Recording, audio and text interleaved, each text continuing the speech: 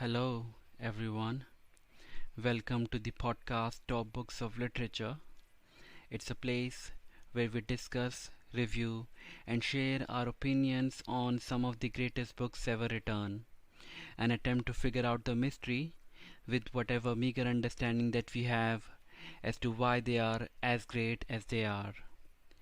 I'm your host Arjun, and today we are taking a look at my favorite play, and I'm sure also the topics of many of our listeners. It's Waiting for Godot, written by the prolific Samuel Beckett. It's a story of two tramps on a country road waiting for a certain Godot. But why are they waiting? And will he arrive? Or worse, does he even exist? All this and much more in this episode of Top Books of Literature.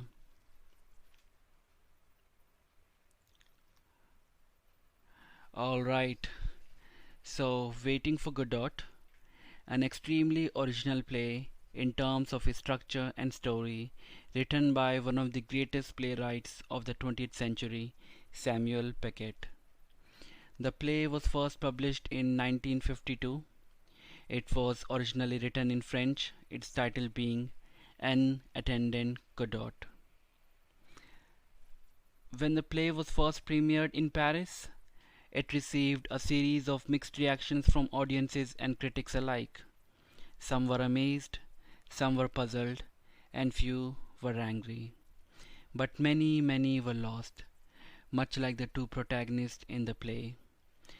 But one thing that they all agreed upon, the common phenomenon, was that they had witnessed something like never before.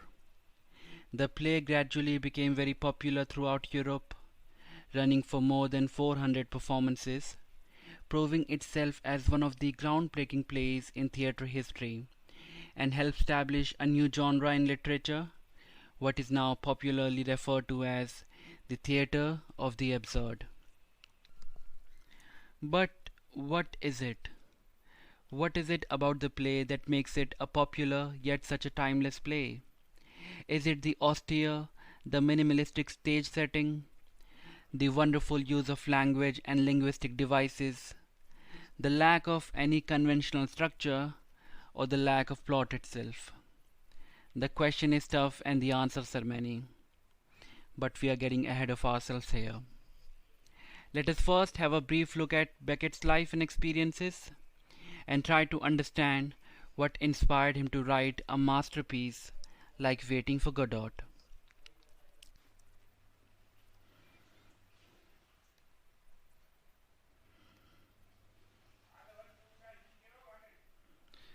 So, Beckett's life.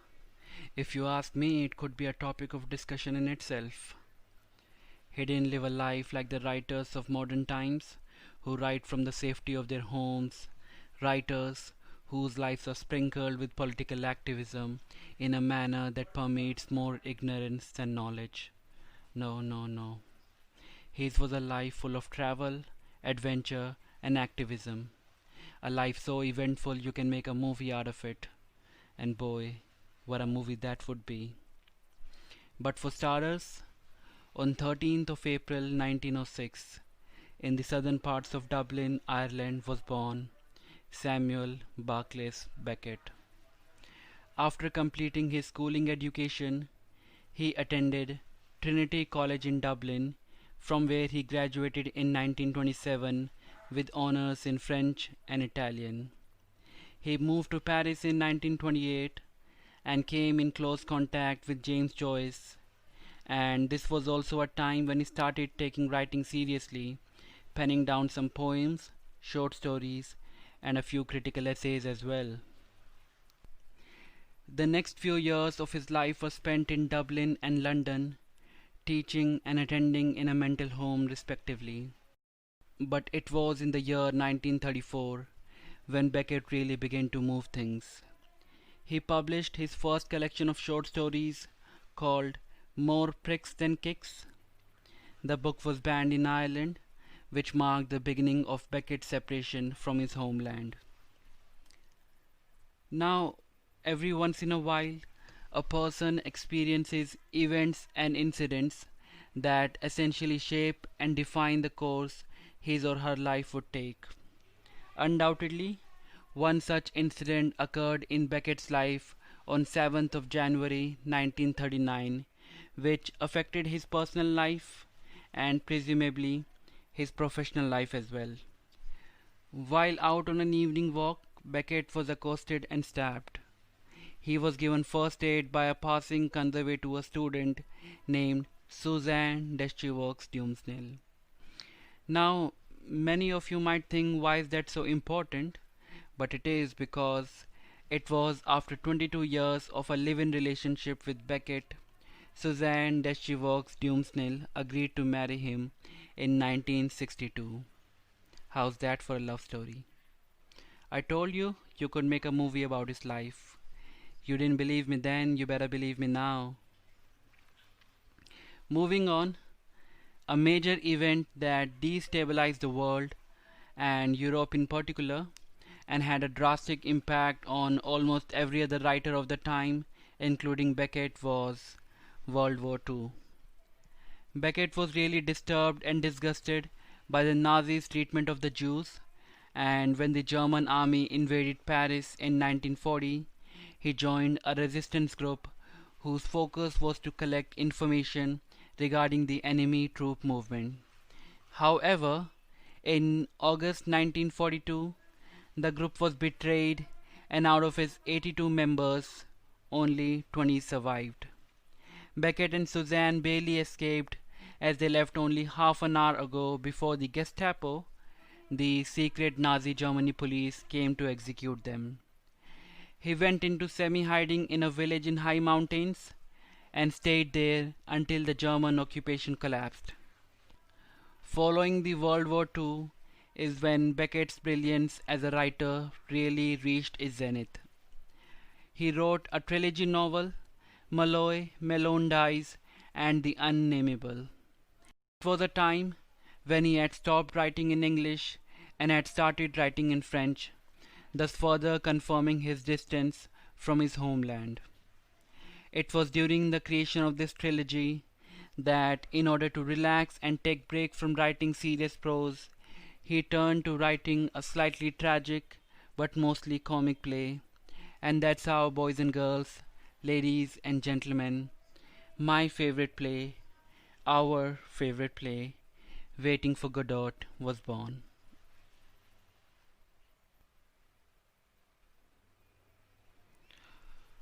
The plot of Waiting for Godot is a difficult one to describe. It is not so because it is a difficult play to understand, no. It's because you're not even sure if the play offers a plot or not. In fact, Waiting for Godot has often been described as a play where nothing happens, or, to echo the words of Vivian Mercier, it's a play where nothing happens twice. It's a tragicomedy in two acts. Interestingly, when Beckett originally wrote the play in French, he didn't give it any such denotation. It was only when he translated the work into English later that he added the subtitle Tragicomedy in Two Acts. A tragicomedy, as the name suggests, is a blend, a coming together of tragedy and comedy.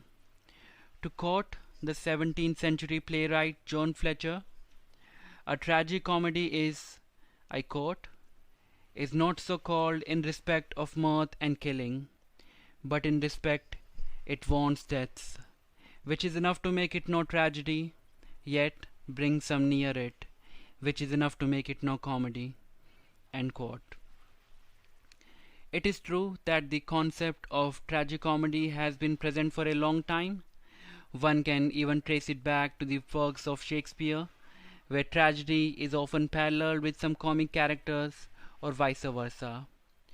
But the manner in which Beckett and many of his contemporaries have utilized this concept is much more unique, much more realistic. Here, the tragedy and comedy do not operate in different realms, separated, untouched of each other, but they interpenetrate each other, highlighting comedy in tragedy and revealing the tragedy resting beneath the comic overlay. It's the elements of life enacted upon the stage, together in its entirety, not as opposites, but as lifelong companions, the way they should be. Coming back to the plot of Waiting for Godot, it depicts two tramps, Vladimir and Astrogen, stranded on a country road, waiting for the arrival of Godot. It's apparent from their conversation that they have been coming to the same spot every day to wait for Godot, but for how long, nobody knows. However, the bigger question is, why are they waiting? They are not even sure what they want from him, yet they wait. One cannot wait in silence though. They make conversations, think about committing suicide, meet the other two characters in the play, Lucky and Pozo, have conversations with them, and at the end of it all, a young boy comes and informs them that Godot will not come today, but surely tomorrow. The whole process repeats itself in Act 2 with slight differences. But he never comes. Godot never comes. And possibly he'll never come. Vladimir and Astrogen will keep on waiting for him. In a play that offers no certainty of thought and action to hold on to, only one thing is certain. Vladimir and Astrogen are waiting for Godot. Absurd, isn't it? Yes, it is.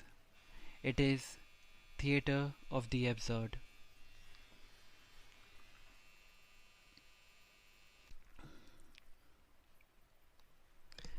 Theatre of the absurd is a term that was first coined by the critic Martin Esslin, who wrote a book of the same name. Esslin characterized it as, and I quote, a sense of disillusionment and loss of certitude characteristic of our modern age. Really powerful words, but we have to understand some context in order to fully grasp the meaning of it. So, the 18th and 19th century saw the emergence of modern civilization, and many ideals such as progress, nationalism, and secularism came to be revered by the public. However, the two world wars greatly affected the lives, and all these values that were considered unshakable had been swept away. Thus, secluded from these ideals, man found himself lost in a world that offered nothing but agony and chaos. To borrow Eugene Ionesco's definition of the absurd, cut off from his religious, metaphysical, and transcendental roots, man is lost. All his actions become senseless, absurd, useless. One can notice that existentialism was the philosophy that formed the basis of theatre of the absurd. However, the absurdist writers didn't just take the purposelessness of life as it is, but used it in order to reject or disobey some of the institutions that we have used to define and order our lives. To explain the subject broadly, civilization is a way for us to establish some order in our lives by means of some institutions such as time and place. These institutions, in turn, also add meaning to our lives, or at least give us the illusion that life indeed has a meaning. But most importantly, these institutions help us in forming a sense of personal identity.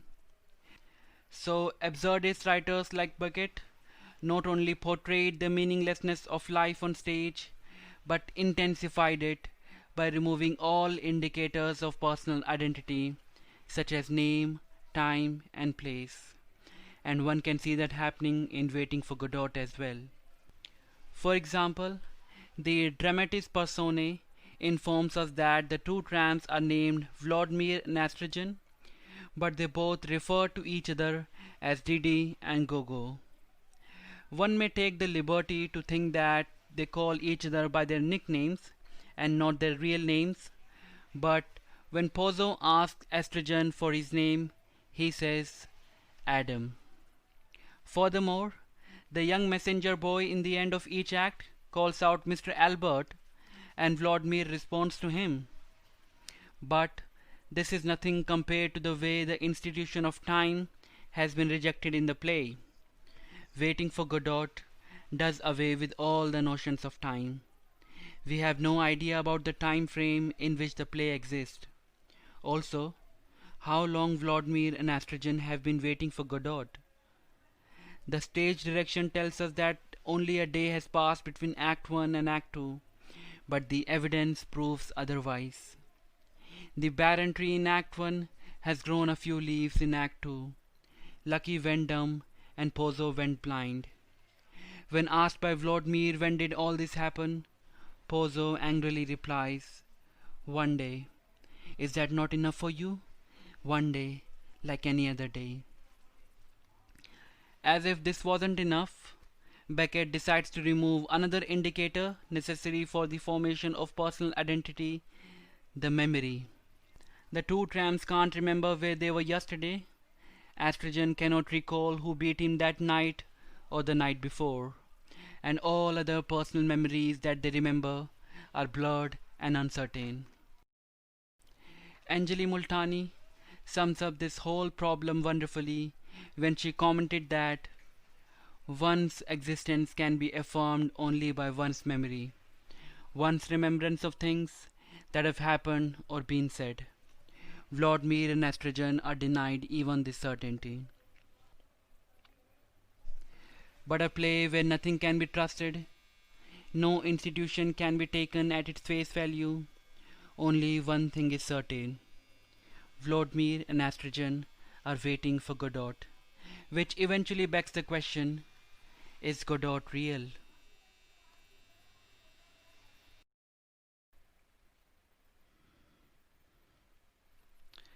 Did man created God to have a reason to live?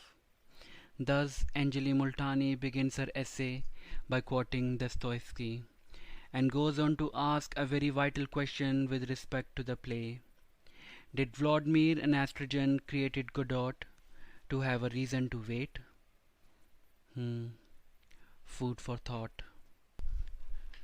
Godot's character invites ambiguity, for he is absent yet ever present in the play. He is absent because he never appears in flesh and bone on the stage, but his presence is confirmed by the fact that the two protagonists are waiting for him. For those of you who might be wondering if Godot may mean God himself, Beckett has cleared at least this uncertainty by commenting that if he meant God by Godot, he would have written God. While we are at the subject, could it be possible that the real objective here, the purpose, if such a thing can be associated with the play, is not to meet Godot, but to wait for him? In a world that disallows them any sense of purpose or identity, it's the waiting that adds some meaning to their lives. For when you think about it, if anyone asks them about their goal in life, the response would be ready.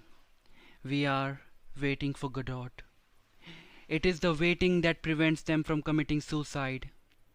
Their purposelessness may represent the horrors and hollowness of their lives, but it is the same purposelessness that wills them to continue living by constructing an utterly purposeless task of waiting. When you think about it, it is not existentialism or nihilism that the play promotes, but the sheer inability to be a nihilist in the face of utter hopelessness.